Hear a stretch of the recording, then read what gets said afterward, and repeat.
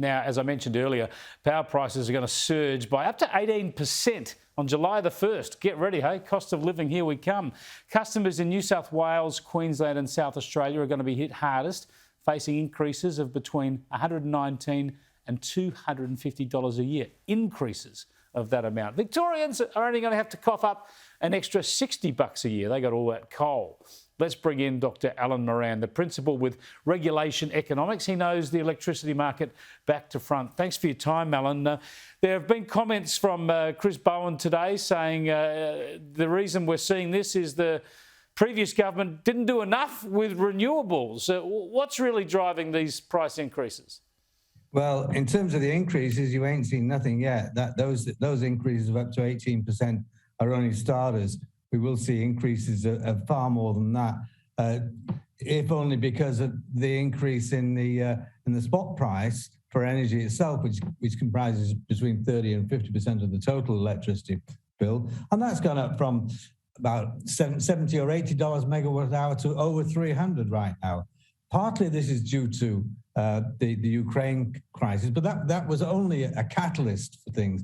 We have been injecting all these renewables into the electricity market for many, many years now. All of the injections have been subsidised. There's probably no renewable plant anywhere in Australia which isn't subsidised.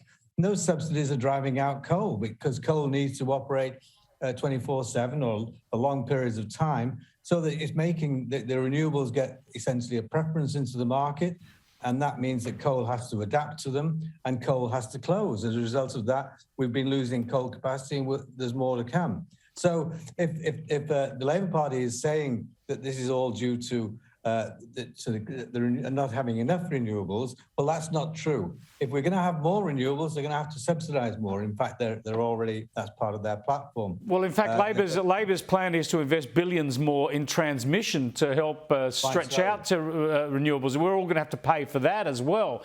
So exactly, the real issue here is the coal and gas that's been squeezed out. The transmission costs. I mean, the present time, the transmission business in Australia is worth about $20 billion. That's how much the investment is. Labour wants it to be $80 billion. In other words, 4 times as much transmission. That itself, without any other policies that they've got in mind, would lead to a 50% increase in electricity prices overall. And that's on top of the increase which we're seeing as a result of the policies which are damming coal and preventing coal from operating effectively.